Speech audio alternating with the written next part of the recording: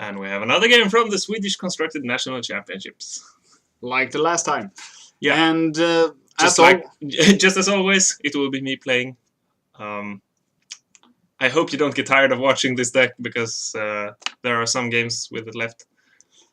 At least not too many though, but yeah, some. So this is this was the final round of the Swiss, and I had to win or draw this one to get top 8. Yeah, to be certain to be top 8. I could possibly have made it on tiebreakers if I'd lost, but better to be safe and win. Yeah, so obviously I offered CM a draw here. CM being my opponent, he was already safe. Yeah, he was already in top 8. He wasn't sure if he wanted to give me the draw, which is I don't hold it against him at all. I'm not sure I would have given him a draw if the positions had been reversed. Since basically he wouldn't get anything out of it.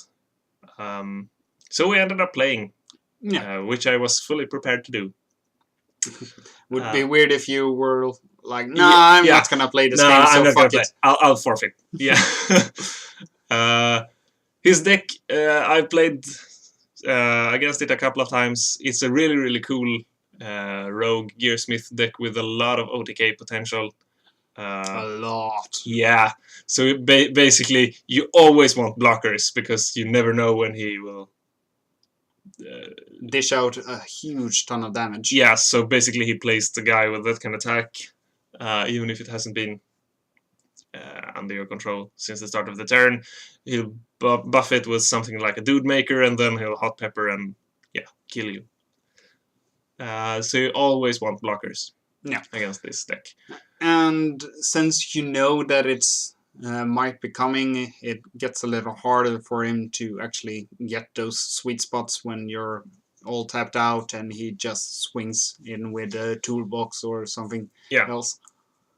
Yeah, and also I start off with a Department of Reactions, which will slow him down some, since he can't search his deck without paying a ton. We actually see the example of it. Yeah, what's it called? The aristocratic artificer, I think. Yeah, the guy that searches your deck for elitism. He becomes so expensive since it's both a character ability and you have to search your deck and you have to pay for it. So basically, he's a guy that you can, pay 5 to search for an elitism. Yeah, and it's not really worth it. I left 2 resources open, so there's a Karmic K coming. Not too big of a surprise there. I think he saw that one coming as well. Not too much you can do about it. I got the Rage at the start, so even with the Recur, I would have gotten to 3 threshold. Yeah, and you tend to not want to start a game with giving your opponent like Micromagic with refrigerator alarm, since as we saw in the last game. I would be fine with getting it terminated and actually getting a field for my first turn when I tried to play a Karmic Kick. Yeah, me too. And here we see the classic opening with Gideon. Yeah. Such a good card. And you end your turn. CM starts with an elitism and triggers out a Micromagic. Yeah, with the crest. Also worth it to note that CM is playing the Lucky Charm. I think he's probably one of the only players in our era that plays it. I'm not too worried about it since I have little cards that picks. Yeah, it's Noble Sacrifice, which is dirt cheap anyway. And there's also a Thalamond, who is also dirt cheap. And here he wants to play a Toolbox Elf. I point out to him that he has to pay 2 to search his deck, and he gets to take it back. I offer him. Allow it. Yeah, so I think it would have benefited more from him playing it without being able to search, but now I know it's in his hand, and well, he didn't. He thought he could pay 1 to search his deck, and now I'm getting a phone call here. Someone has to. Yeah, exactly. So you hold down the fort, and I'll see who it was. And here we see him searching his hand for a viable card at this moment, since Lekiit has Gideon out, and you almost always want to get rid of it as fast as you can, since that one extra damage keeps piling up. And CM passes turn, and Lekiit starts with swinging with Gideon, and CM takes 3 damage.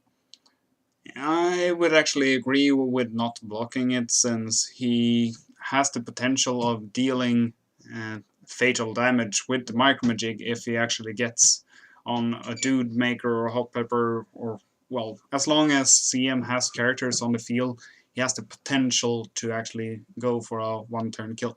Yeah, so I wanted a blocker. I was thinking about saving the Serum and leaving myself with 3 open for the Anatidiphobia on his toolbox elf if you wanted to search anything, or I could draw a card and recur the Karmic Cake with the last 2. Yeah, but I ended up playing the Spitting Serum to get more bodies on the field, to pressure him some more, since I don't want him to get to the... Actually, this is one of the decks that I don't want to go to the late game with, because if he gets a window, he'll just push through a ton of damage. Which could be fatal. Yeah, because his deck is actually at its peak at the mid to late game, whereas my deck peaks at the late game. So yeah. So I wanted to keep him as contained as possible. And here he actually plays the toolbox elf, pays 2 to search his deck. So in retrospect, it probably would have been better to terminate it, but yeah, I get to save the Anatidiphobia, so yeah, exactly. Yeah, maybe another time. Yeah, and Captain Hindsight can always be a bitch. Yeah, exactly. And no big surprise, CM looks for the Epic Dude Maker, since it makes his character another 6/6. No, actually, it makes him... Yeah, exactly. So he's a 7/7/3. So he's the fattest guy on the board. And can always block the Gideon. Yeah. And I start with a face down. And swing with Gideon. Since he can't... I'm fully expecting him to block here. Since he wouldn't die from it. I wouldn't die from it, but he can always retaliate. He doesn't block, however. I'm not sure why. Maybe he's afraid of... Noble or something. Yeah, but Noble you'd still block with. Well, a Thalamond maybe, since he can punch through. For the rest of the damage, yeah. But the Deadly Striker hits the field. And, well, there's the 4 guaranteed damage, since...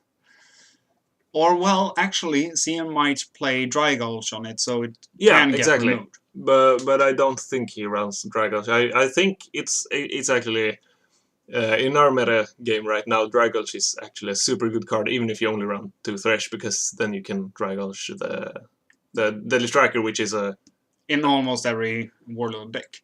Yeah, which is basically in almost every deck. Yeah. Because a lot of players play Warlord. And that 4 damage, it piles up. Yeah, exactly. And here, CM attacks with his Toolbox Elf, that's a 7/7, and he's all free on the resources. Yeah, he has 2 cards in hand. I asked him, and he started with a face down, so I don't expect him to have an elitism in hand. And actually, if he wants to get one, I suspect that he has to pay 3 to draw a card and draw the elitism, and then pay 4 to play the elitism, so that he'll buff his guy, so the toolbox elf will survive.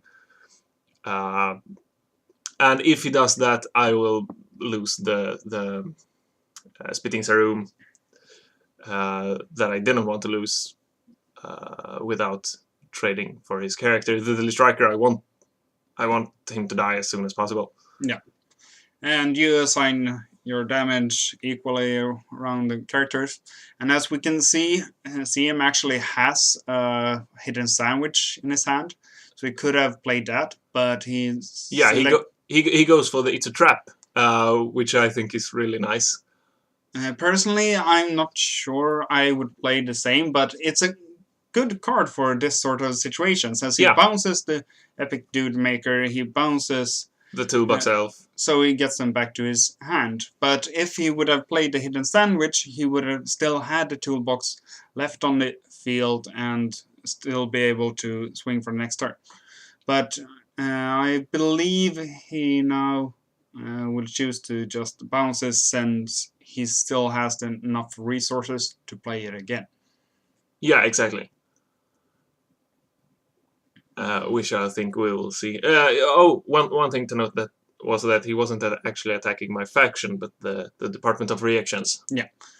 And you want to keep him from actually being able to search his deck, so you decide to block. Yeah. Also, I wanted to get rid of the toolbox elf. Yeah.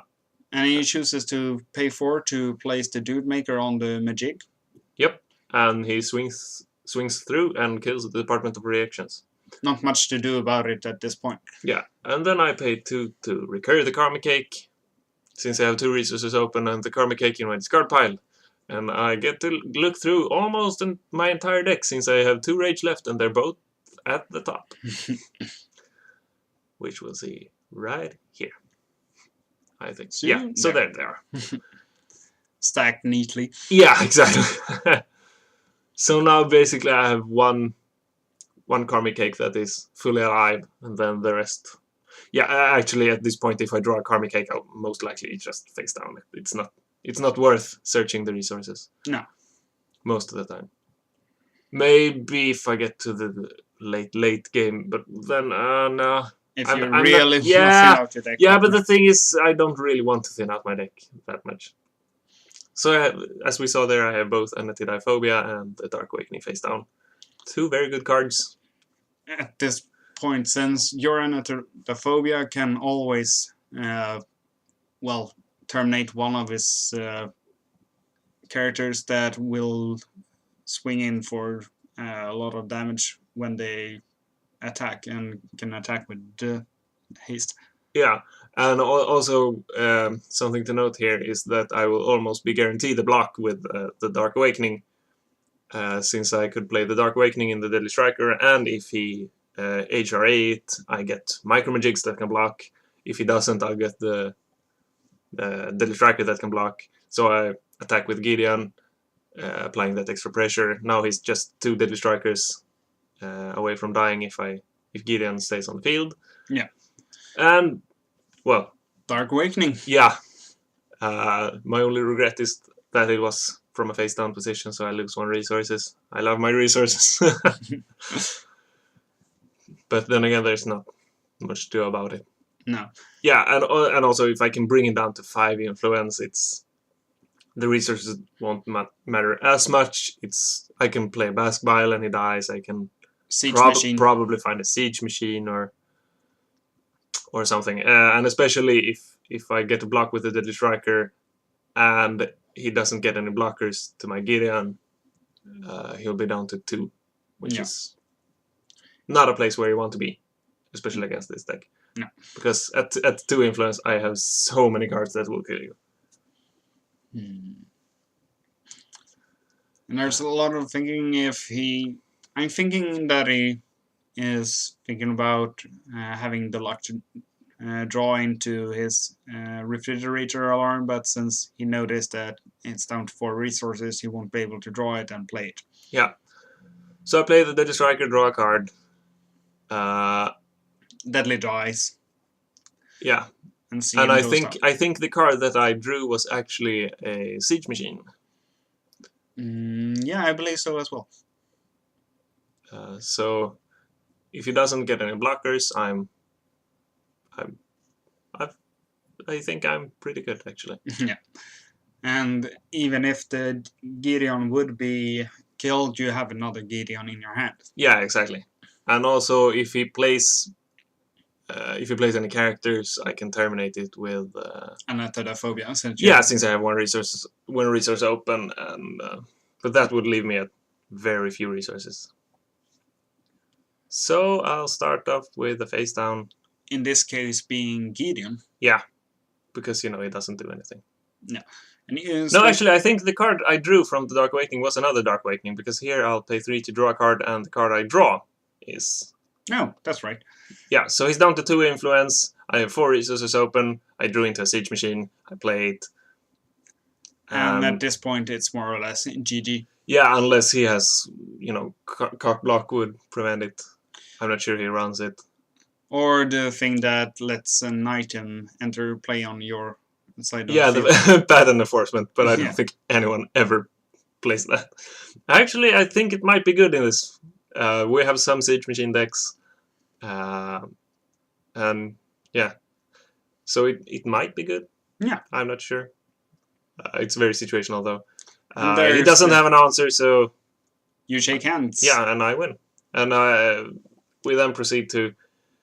he had a plan for the next turn where he was... I think he said he was 1 damage short from killing me with a lot of buffs, and yeah. So basically, and he could have done 23 damage to me. Attacking, restoring, and attacking again with the buff from the Contrabulous Subtraction. But as I said, I had an anti-diphobia, so I would have terminated his toolbox elf if he would have played it. Yeah. So I made it into the top 8, where I would I could be matched against CM again. Bisse was also in top 8. There was another Slagpelan, 2 research investments, OTK decks. And my dragon deck. Yeah, Niklas Dragon deck, and also I think there was one more deck. Yeah, there was this Banker Warlord aggro home wrecker location control deck that's actually really cool. Interesting combo, at least. Yeah, and we'll actually get to see the deck being played later on. So look forward to that. And that would be it. Yeah.